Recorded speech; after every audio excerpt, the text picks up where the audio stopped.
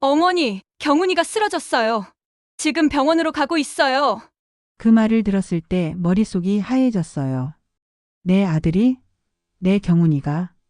손이 떨려서 핸드폰을 제대로 잡을 수가 없었어요. 하지만 뭔가 이상했어요. 민지은의 목소리가 너무 차분했어요. 분명 남편이 의식을 잃고 쓰러졌는데 당황한 것 같으면서도 어딘가 연기하는 것 같은 느낌이었어요. 그때 제 머릿속에 지난 몇 달간 느꼈던 불안감들이 스쳐 지나갔어요. 사실 몇 달 전부터 계속 불안했거든요. 뭔가 이상하다는 느낌이 들었는데 혹시 제가 너무 예민한 건가 싶어서 참고 있었어요. 근데 정말로 제 예감이 맞았던 거예요. 안녕하세요. 저는 장경자예요. 64살이고 지금 여러분께 이 이야기를 하는 이유는 정말 끔찍한 일을 겪었기 때문이에요. 저는 젊었을 때부터 피부샵을 운영했어요. 25살에 작은 가게 하나로 시작해서 지금까지 거의 40년을 해왔죠. 처음에는 정말 힘들었어요. 손님도 몇 명 안 되고 하루 종일 서서 일해도 남는 게 별로 없었거든요. 그런데 저는 사람들과 이야기하는 걸 좋아했어요. 손님들이 피부 관리 받으면서 자연스럽게 속마음을 털어놓는 경우가 많았거든요. 남편 이야기, 시댁 이야기, 아이들 이야기. 정말 다양한 사연들을 들었어요. 그러면서 자연스럽게 사람 보는 눈이 생겼달까요? 누가 진심으로 이야기하는지, 누가 거짓말을 하는지, 누가 뭔가 숨기고 있는지. 표정이나 말투만 봐도 어느 정도 감이 왔어요. 손님들 사이에서 입소문이 나면서 가게도 점점 커졌고 나중에는 제법 큰 규모의 피부관리실을 운영하게 됐어요. 그리고 30대 중반부터는 부동산 투자도 시작했어요. 처음에는 작은 원룸 하나 사는 것도 떨렸는데 운이 좋았는지 꽤 성공했죠. 하나씩 늘려나가면서 지금은 상당한 재산을 모았어요. 경훈이한테 물려줄 수 있을 만큼은 충분히 있어요. 하지만 제게 가장 소중한 건 딱 하나예요. 제 외동아들 최경훈이. 남편을 10년 전에 먼저 보내고 나서는 더욱 그래요. 이제 세상에서 가족이라고 할 수 있는 사람은 경훈이 뿐이거든요. 경훈이는 정말 착한 아이예요. 어릴 때부터 말썽 한 번 안 부리고 공부도 잘하고 예의도 바르고 친구들 엄마들이 다 부러워할 정도였어요. 그런데 이 아이는 참 기특해요. 제가 벌어놓은 돈으로 충분히 편하게 놀고 먹을 수 있는데도 항상 뭔가 의미 있는 일을 하려고 해요. 대학 졸업하고 나서도 대기업 들어가라고. 아무리 말해도 엄마, 전 제가 좋아하는 일 하고 싶어요라고 하더라고요. 그래서 애견 카페를 차렸어요. 유기견들을 입양 보내는 카페였는데 정말 열심히 했어요. 유기견 보호활동도 하고 자선사업에도 적극적이고 제가 증여해준 부동산들로 임대소득도 있으니까 경제적으로는 여유롭게 살고 있었어요. 그리고 30대 초반에 정말 좋은 여자와 결혼했어요. 수연이라는 아이였는데 제가 봐도 완벽한 며느리였죠. 키도 크고 예쁘고 성격도 밝고 착하고 무엇보다 경훈이를 정말 사랑했어요. 첫눈에 반해서 사귄 지 1년 만에 결혼했는데 정말 행복해 보였어요. 신혼집도 예쁘게 꾸미고 둘이서 여행도 다니고 저도 보기만 해도 흐뭇했어요. 이제 곧 손자도 보겠구나 하는 생각에 설레기도 했고요. 그런데 결혼 2년 차에 수연이가 유방암 진단을 받았어요. 그날이 아직도 생생해요. 병원에서 나오는 경훈이의 얼굴. 세상이 무너진 것 같은 표정이었어요. 수연이는 울지도 않고 담담하게 어머니 열심히 치료할게요 라고 했는데 그 모습이 더 안쓰러웠어요. 3년간 정말 힘든 투병 생활이었어요. 항암 치료 받으면서 머리카락도 다 빠지고 몸무게도 엄청 줄고. 그런데 경훈이가 얼마나 헌신적으로 간병했는지 몰라요. 병원 왔다 갔다 하면서도 애견 카페 운영하고 밤에는 수연이 옆에서 잠도 못 자고. 제가 봐도 눈물이 날 정도였어요. 경훈아, 엄마가 간병인이라도 구해줄까? 그러면 괜찮아요, 엄마. 제가 할 수 있어요 라고 하더라고요. 결국 수연이는 세상을 떠났어요. 마지막까지도 경훈이 손을 꼭 잡고 고마웠어요, 여보. 행복했어요 라고 말했다더라고요. 그 후 경훈이는 완전히 무너졌어요. 장례식 치르고 나서 한 달 동안 집에서 나오지도 않았어요. 밥도 제대로 안 먹고 말도 거의 안 하고. 제가 봐도 걱정될 정도였어요. 그 후 5년 동안 아무도 만나려고 하지 않았어요. 제가 아무리 좋은 사람 소개해 줄까? 라고 해도 엄마 전 괜찮아요. 혼자 사는 게 편해요 라고만 하더라고요. 오직 유기견들하고만 시간을 보냈어요. 애견 카페도 계속 운영하고 주말에는 보호센터에서 봉사활동하고 사람보다 동물이 더 편하다고 하더라고요. 제 마음도 아팠어요. 아직 젊은데 혼자 살겠다고 하니까. 그래도 억지로 재혼하라고 할 수는 없잖아요. 본인이 마음의 준비가 될 때까지 기다리는 수밖에요. 그러던 작년 봄이었어요. 갑자기 경훈이가 밝아지기 시작했어요. 엄마 좋은 사람을 만났어요. 정말 오랜만에 듣는 말이었어요. 유기견 보호센터에서 봉사활동을 하던 민지은이라는 여자를 만났다고 하더라고요. 처음에는 정말 기뻤어요. 드디어 마음을 열었구나 싶어서요. 어떤 사람인데? 그랬더니 경훈이가 정말 행복한 표정으로 이야기하더라고요. 36살이고요. 저처럼 배우자를 사별했대요. 그래서 서로 상황을 이해할 수 있어요. 유기견들을 정말 사랑하고 성격도 조용하고 차분해요. 그 여자도 남편을 잃은 상처가 있으니까 경훈이 마음을 이해할 수 있을 거라고 생각했어요. 서로 위로가 될 수 있을 것 같기도 하고요. 민지은을 처음 만난 건 작년 여름이었어요. 경훈이가 집에 데려왔거든요. 단정한 외모에 조용한 말투, 그리고 품에 안고 있던 작은 강아지. 어머니 안녕하세요. 민지은입니다. 정말 예의 바른 인사에 적당한 거리감까지. 첫인상은 나쁘지 않았어요. 키도 적당하고 화장도 진하지 않게 깔끔하게 하고 옷차림도 단정하고. 딱히 흠잡을 데가 없어 보였어요. 그런데 뭔가 이상했어요. 너무 완벽했달까요? 저는 피부샵을 30년 넘게 운영하면서 정말 많은 사람들을 만나봤거든요. 온갖 부류의 사람들을 다 봤어요. 진짜 착한 사람, 겉으로만 착한 척하는 사람, 계산적인 사람, 순수한 사람. 그래서 사람 보는 눈이 있다고 자부했어요. 근데 민지은을 볼 때마다 뭔가 쎄한 느낌이 들었어요. 뭔가 가면을 쓰고 있는 것 같은. 너무 완벽해서 오히려 의심스러운 그런 느낌이었어요. 경훈이가 어머니 얘기를 많이 해줬어요. 정말 대단하신 분이라고. 이런 식으로 적당히 치켜세우는 말들도 자연스럽긴 했는데 왠지 연습한 것 같은 느낌이었어요. 그런데 경훈이는 완전히 빠져 있었어요. 5년 만에 처음 마음을 연 사람이니까 그럴 수도 있다고 생각했어요. 두 사람의 관계는 생각보다 빨리 진전됐어요. 만난 지 6개월 만에 경훈이가 와서 말하더라고요. 엄마, 우리 결혼하려고 해요. 너무 갑작스러웠어요. 경훈아, 너무 성급한 거 아니야? 좀 더 시간을 가져봐. 사귄 지 얼마나 됐다고. 그런데 경훈이는 확신에 차 있었어요. 엄마, 지은이도 나처럼 상처가 있는 사람이에요. 서로를 이해해주고 위로해줄 수 있어요. 나이도 있고 더 이상 기다릴 이유가 없어요. 그래도 최소 1년은 사귀어보고 결정해도. 엄마, 전 확신해요. 지은이가 수연이를 이해해줘요. 질투하지도 않고 오히려 수연이 이야기를 들어주면서 위로해줘요. 그 말을 듣고는 더 이상 말릴 수가 없었어요. 아들이 그렇게 확신한다는데. 작년 가을에 조용하게 결혼했어요. 큰 결혼식은 하지 않고 가족들만 모여서 간단하게 했어요. 민지은 쪽 가족들도 별로 없다고 하더라고요. 부모님은 일찍 돌아가시고 형제자매도 없다고. 기왕지사 결혼한 마당에 행복하길 바랐죠. 민지은도 처음에는 정말 좋은 며느리로 보였어요. 경훈이를 잘 돌봐주고 저한테도 예의 바르게 대하고 애견 카페 일도 도와주고. 신혼여행 다녀와서도 정말 행복해 보였어요. 경훈이가 오랜만에 웃는 모습을 보니까 저도 기뻤고요. 그런데 석 달 정도 지나면서부터 경훈이에게 이상한 변화가 생기기 시작했어요. 처음에는 사소한 변화였어요. 엄마, 요즘 너무 피곤해요.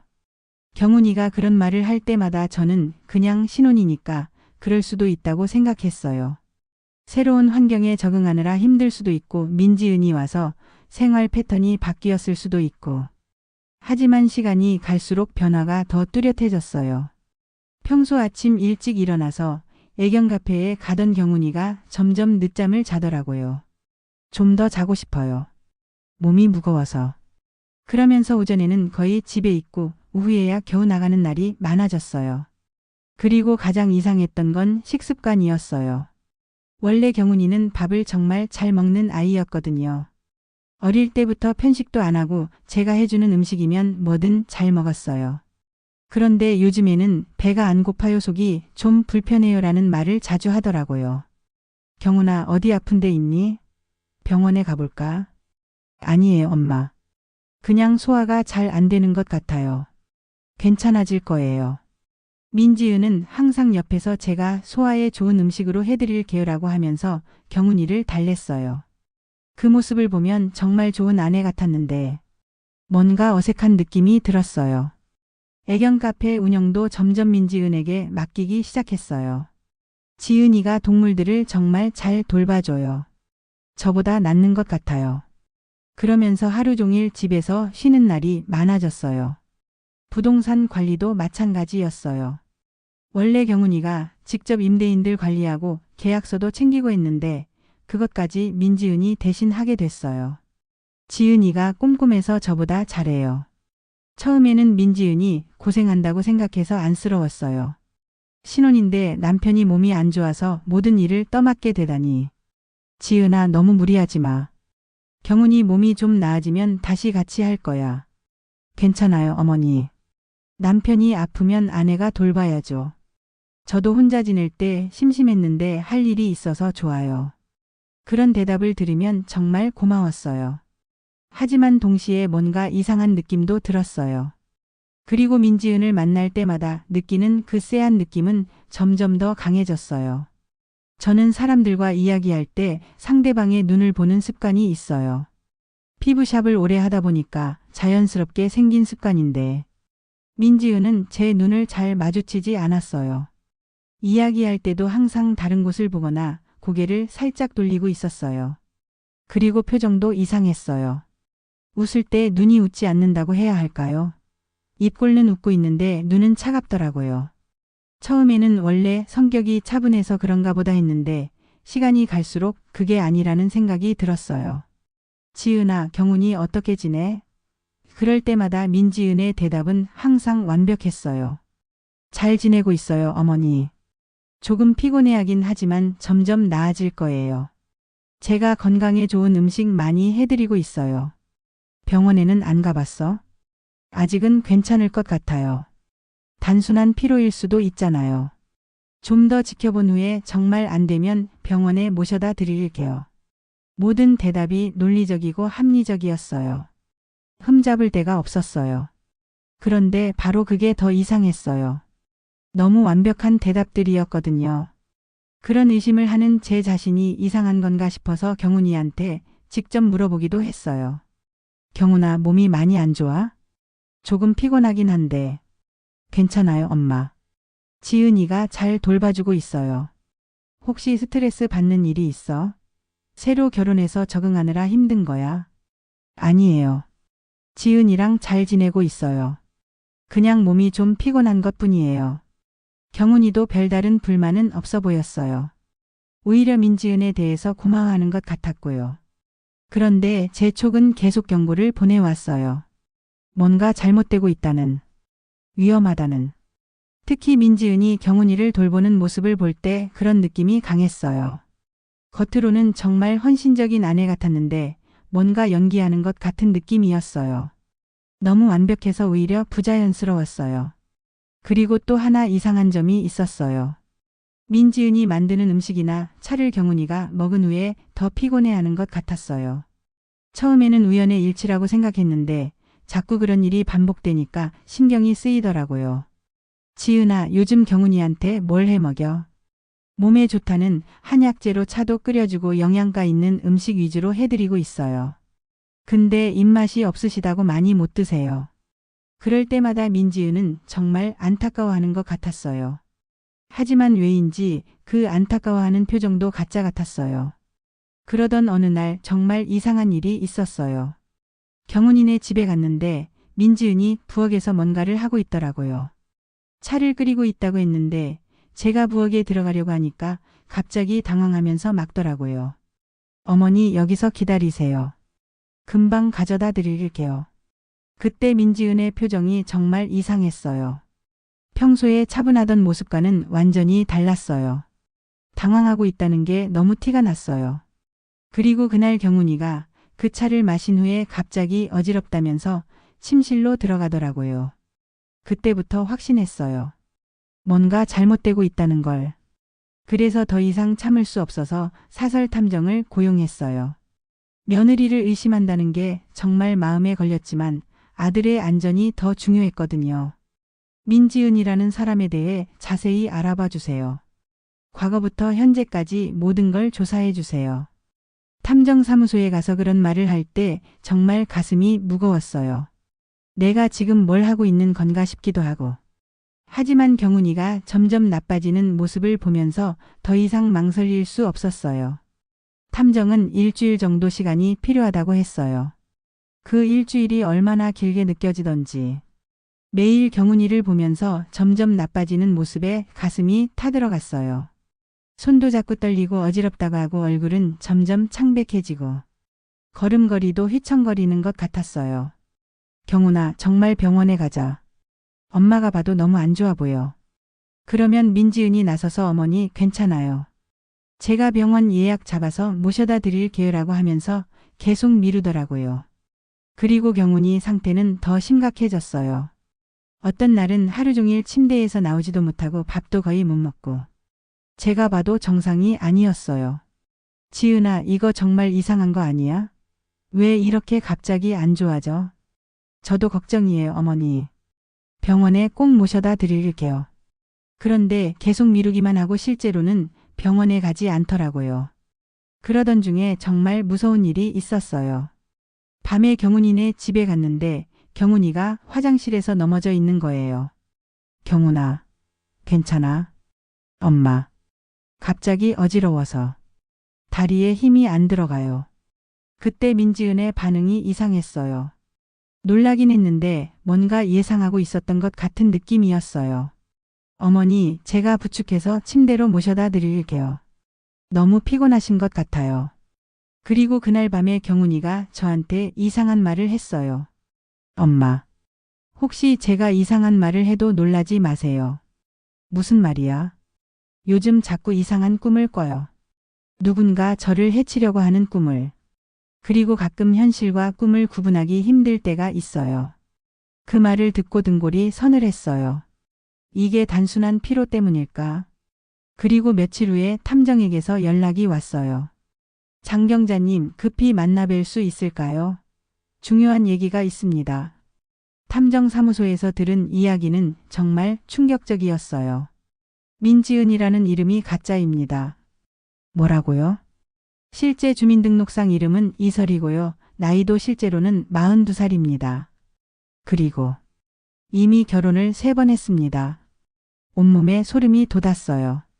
3번이요? 네. 그런데 더 충격적인 건 남편들이 모두 의문사했다는 겁니다. 의문사요? 첫 번째 남편은 5년 전에 음주운전 교통사고로 사망했는데 평소에 술을 거의 안 마시는 사람이었다고 합니다. 두 번째 남편은 3년 전에 등산 중 추락사했는데 등산 경험이 풍부한 사람이었어요.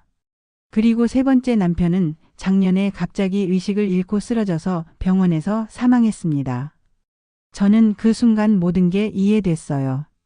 경훈이에게 지금 벌어지고 있는 일들이 우연이 아니라는 걸. 세 번째 남편의 증상이 지금 경훈님과 비슷했습니다. 점진적인 체력 저하, 어지럼증, 식욕 감퇴. 그리고 결국 의식을 잃고 쓰러졌어요. 그럼 지금 경훈이가? 네. 매우 위험한 상황일 가능성이 높습니다. 그리고 탐정이 더 충격적인 사실을 알려줬어요. 이설이는 각 결혼마다 남편들의 재산을 상속받았습니다. 첫 번째 남편에게서는 2억, 두 번째에게서는 3억, 세 번째에게서는 5억. 그리고 경훈님의 재산 규모를 조사해보니 상당합니다. 모든 게 계획된 일이었던 거예요. 처음부터 경훈이의 재산을 노리고 접근한 거였어요. 그리고 또 하나. 이설이는 실제로는 동물을 좋아하지 않습니다. 유기견 보호센터에서의 봉사활동도 남자들을 만나기 위한 수단이었던 것 같습니다. 그럼 지금까지 키우던 강아지는 강 남편과 헤어질 때마다 모두 처분했습니다. 동물 등록 기록을 보면 강아지들도 모두 의문의 죽음을 당했어요. 정말 소름 끼쳤어요. 남편들뿐만 아니라 무고한 동물들까지.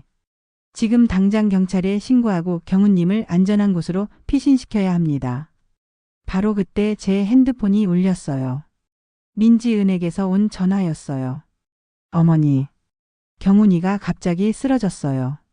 지금 병원으로 가고 있어요. 그 순간 머릿속이 하얘졌어요. 드디어 그 여자가 마지막 단계에 들어간 거였어요. 어느 병원이야? 한국병원 응급실이에요. 전화를 끊고 탐정한테 말했어요. 지금 당장 경찰에 신고해 주세요. 그리고 저는 병원으로 가야겠어요. 병원으로 달려가면서 제 마음은 정말 복잡했어요. 분노와 두려움 그리고 자책감이 섞여 있었어요. 왜 진작 눈치채지 못했을까? 아들이 위험에 빠져 있는데 엄마인 제가 뭘 했단 말인가? 하지만 동시에 다행이라는 생각도 들었어요. 늦지 않게 진실을 알게 됐으니까. 이제라도 경훈이를 구할 수 있으니까. 병원에 도착했을 때 민지은이 응급실 앞에서 기다리고 있었어요. 평소와 다름없이 걱정스러운 표정을 짓고 있었지만 이제 저는 그 모든 게 연기라는 걸 알고 있었어요. 병원 복도에서 민지은을 마주했을 때 저는 온 힘을 다해 평정심을 유지하려고 했어요. 하지만 속으로는 분노가 끓어오르고 있었어요. 저 여자가 내 아들을 죽이려고 했다는 사실을 아는데 어떻게 태연하게 걱정스러운 며느리 연기를 할 수 있을까요? 어머니 다행히 오셨네요. 경훈이가 갑자기 의식을 잃고 쓰러져서. 민지은의 목소리는 떨리고 있었지만 제가 보기에는 연기였어요. 그 떨림마저도 계산된 것 같았어요. 저는 최대한 침착하게 대답했어요. 지금 어떤 상황이야? 의사는 뭐라고 해? 의사 선생님이 검사 중이세요. 갑자기 쓰러져서 응급실로 실려왔는데 정확한 원인을 찾기 위해서 여러 검사를 해야 한다고. 민지은이 설명하는 동안 저는 그녀의 표정을 유심히 관찰했어요. 걱정스러운 표정을 짓고 있지만 눈빛은 차갑더라고요. 마치 자신의 계획이 성공했다는 만족감 같은 게 느껴졌어요. 그때 응급실에서 의사가 나왔어요. 보호자분이신가요? 네, 환자 어머니입니다. 지금 환자분 상태가 심각합니다. 의식을 잃은 상태고 혈압도 불안정하고 호흡도 얕아져서 인공호흡기를 연결했습니다. 정확한 원인을 찾기 위해 정밀 검사가 필요합니다. 제가 재빨리 말했어요. 선생님, 혹시 독성 물질에 중독된 가능성은 없을까요? 의사가 놀란 표정을 지었어요. 독성 물질이요? 왜 그런 의심을 하시는지. 최근에 몇 달 동안 몸 상태가 계속 안 좋았거든요. 원인을 알 수 없는 증상들이 계속 나타났어요. 혹시 모르니까 그런 검사도 해봐 주세요. 그 순간 민지은의 얼굴이 순간적으로 굳어지는 걸 봤어요. 하지만 금세 다시 걱정스러운 표정으로 돌아왔어요. 어머니 그런 말씀을 왜? 경훈이가 독성 물질에 노출될 이유가 있나요? 집에서만 지냈는데. 그냥 혹시 모르니까. 의사 선생님, 모든 가능성을 검토해봐야 하지 않을까요? 의사는 고개를 끄덕였어요. 알겠습니다. 독성학 검사도 함께 진행하겠습니다. 혈액 검사와 소변 검사를 통해서 확인해 보겠습니다. 그 후 저는 민지은에게 말했어요. 지은아, 잠깐 화장실 좀 다녀올게. 너는 여기서 기다려. 실제로는 화장실이 아니라 밖으로 나가서 탐정에게 전화를 걸었어요. 경찰에는 신고했어요. 네, 지금 병원으로 오고 있습니다. 30분 정도 걸릴 것 같아요. 그런데 현재로서는 확실한 물적 증거가 부족해서 즉시 체포는 어려울 수도 있습니다. 알겠어요. 일단 경훈이를 다른 병원으로 옮겨야겠어요. 여기 있으면 위험할 것 같아요. 그게 좋겠습니다. 그리고 혹시 민지은이 수상한 행동을 하면 즉시 연락 주세요. 저는 다시 응급실로 들어가서 의사에게 말했어요. 선생님, 환자를 다른 병원으로 옮기고 싶은데요. 지금 상태로는 이송이 위험할 수 있습니다. 의식도 없고 인공호흡기도 연결되어 있어서. 그래도 꼭 옮기고 싶어요. 제가 아는 의사가 있는 병원으로 가면 더 좋은 치료를 받을 수 있을 것 같아요.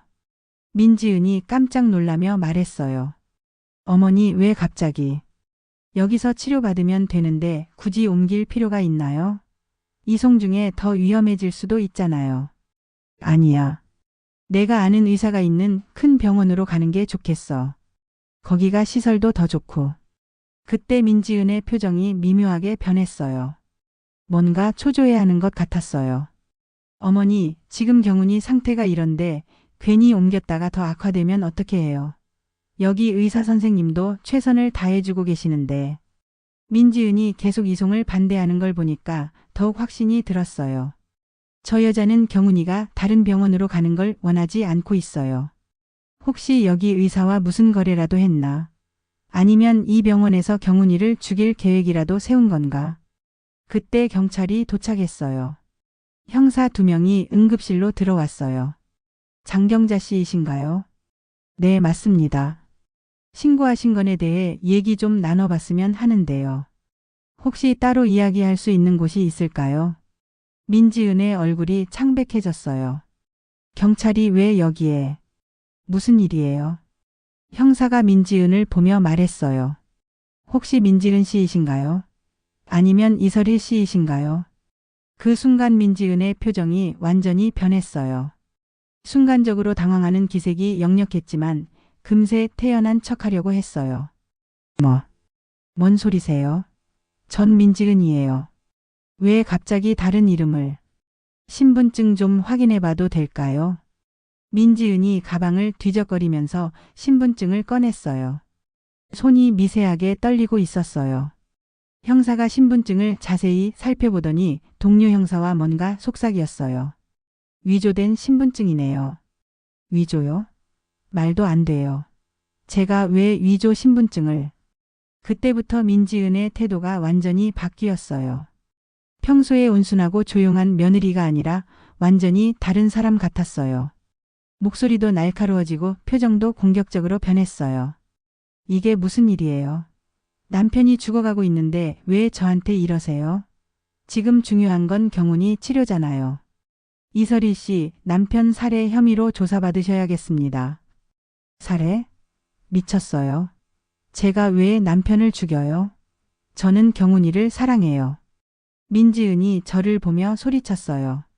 어머니, 이게 무슨 일이에요? 어머니가 경찰을 부르신 거예요.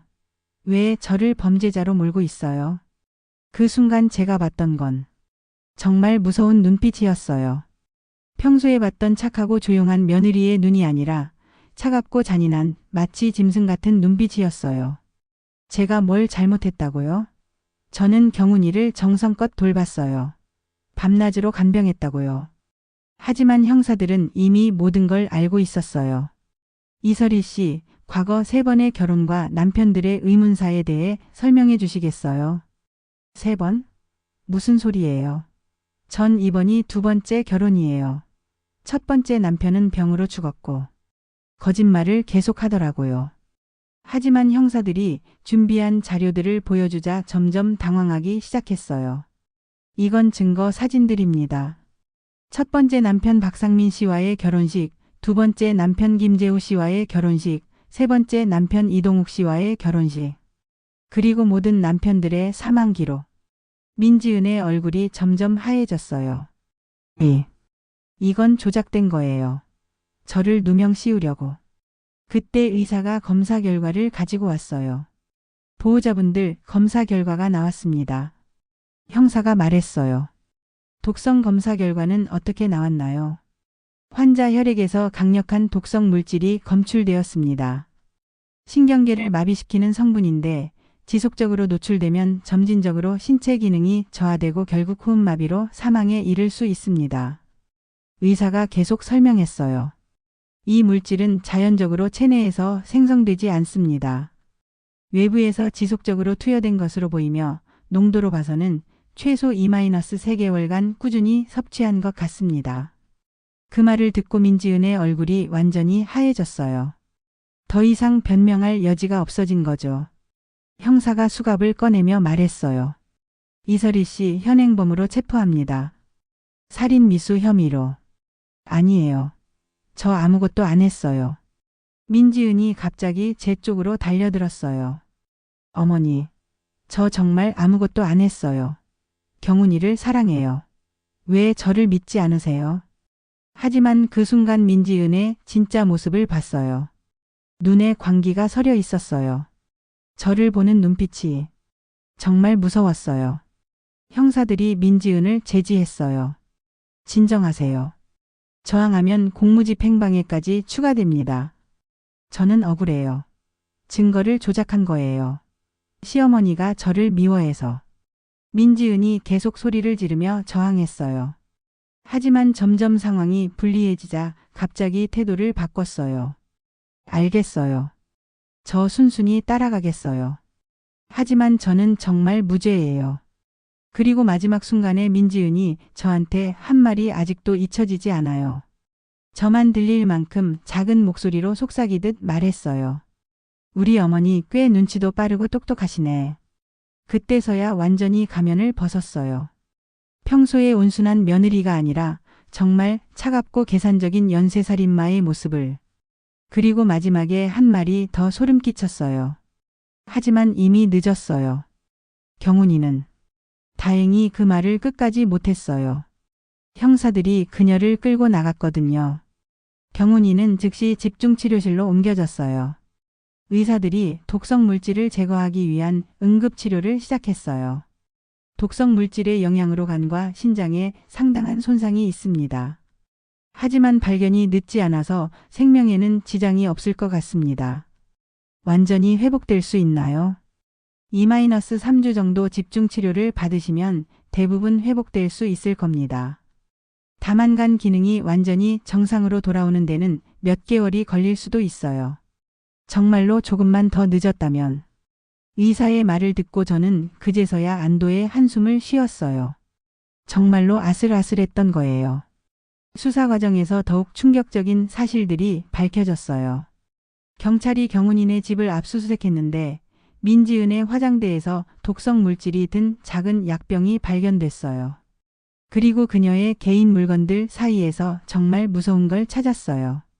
수첩 같은 게 있었는데 거기에는 경훈이를 죽이는 계획이 날짜별로 자세히 적혀 있었어요. 2023년 11월 -1차 투여 시작, 소량으로 시작해서 서서히 증량. 12월 식욕 감소 확인 효과 나타남.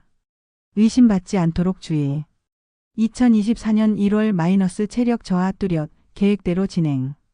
병원 가는 것 최대한 미루기. 2월 최종 단계 준비, 3월 첫째 주 완료 예정.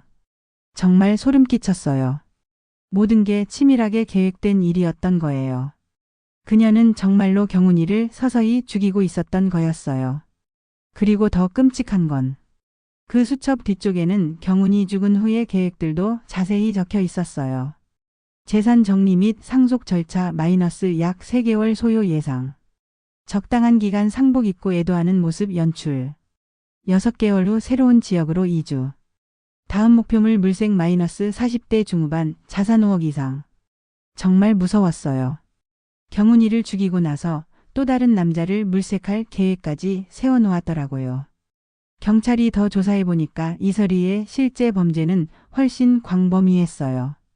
과거 3명의 남편들 뿐만 아니라 각각 키우던 강아지들도 모두 독살했다는 게 밝혀졌어요.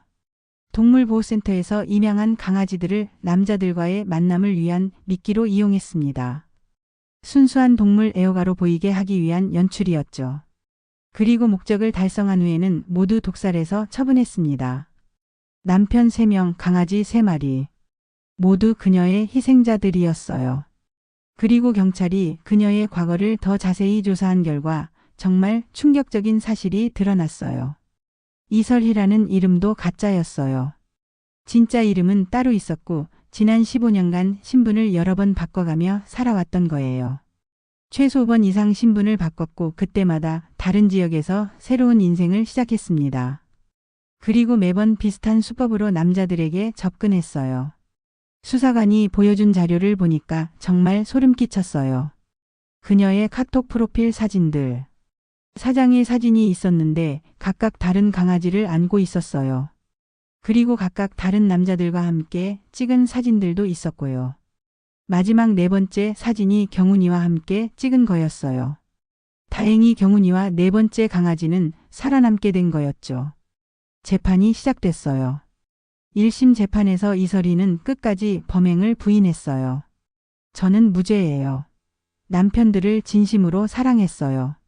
이 모든 게 누명이에요. 하지만 증거가 너무 명확했어요. 독성물질, 살인 계획이 적힌 수첩, 그리고 과거 남편들의 사체에서 검출된 동일한 독성 성분 위조된 신분증들. 무엇보다 결정적이었던 건 그녀가 인터넷에서 독성 물질을 구매한 기록들이었어요. 여러 번에 걸쳐 가명으로 구매했던 내역들이 모두 추적됐거든요. 1심에서 살인 3건과 살인 미수 1건, 그리고 동물 학대 등의 혐의로 무기징역이 선고됐어요. 하지만 이설이는 끝까지 항소했어요. 저는 억울해요. 증거가 조작된 거예요. 저를 누명 씌우려는 음모예요. 2심에서도 같은 결과가 나왔고 최종적으로 대법원까지 가면서 거의 2년이 걸렸어요. 그동안 저와 경훈이는 정말 힘든 시간을 보냈어요. 재판 때마다 법정에 가서 이설이의 얼굴을 봐야 했거든요. 그때마다 그 차가운 눈빛이 떠올라서 밤에 잠을 못 잘 때가 많았어요. 경훈이는 다행히 목숨은 건졌지만 몸에 후유증이 남았어요. 간과 신장 기능이 예전만큼 회복되지 않아서 정기적으로 병원에 가서 검사를 받아야 해요. 그래서 애견 카페는 결국 문을 닫을 수밖에 없었어요. 몸이 예전 같지 않으니까 동물들을 돌보기 힘들어졌거든요. 그리고 무엇보다 동물들을 보면 이설이가 떠오른다고 하더라고요. 엄마 미안해요. 엄마 말을 들었어야 했는데 너무 성급하게 결혼했어요. 아니야 경훈아. 엄마도 미안해. 좀 더 일찍 확실하게 막았어야 했는데. 서로를 자책하면서도 위로하면서 조금씩 회복해 나갔어요. 경훈이는 이제 부동산 임대업만 하고 있어요. 몸에 무리가 안 가는 선에서만 일하고요. 그리고 재혼 생각은 아예 하지 않는다고 해요. 사람을 믿는 게 너무 어려워졌다고. 저도 마찬가지예요.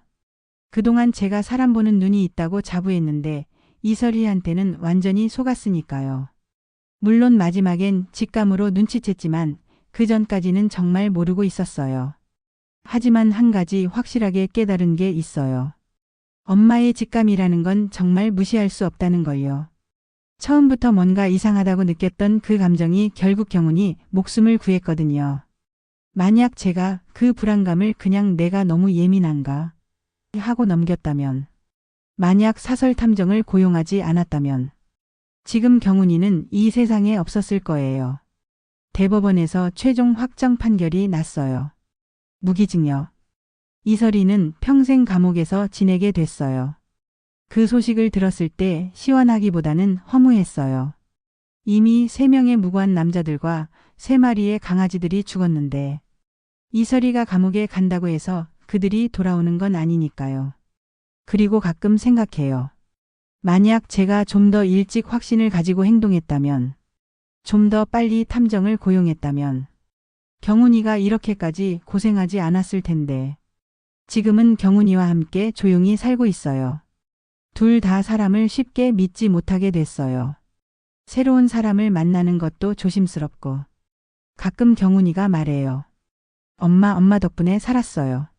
엄마의 직감이 저를 구해준 거예요. 정말 고마워요. 네, 정말 그래요. 엄마의 직감은 때로는 모든 걸 꿰뚫어 볼 수 있어요. 아들을 지키려는 엄마의 마음만큼 예민하고 정확한 건 없는 것 같아요. 여러분도 가족에 대한 직감이 있다면 절대 무시하지 마세요. 내가 너무 예민한 건가? 혹시 내가 잘못 생각하는 건가? 이런 생각 때문에 망설이지 마세요. 그 직감이 가장 소중한 사람의 목숨을 구할 수도 있어요. 저처럼요.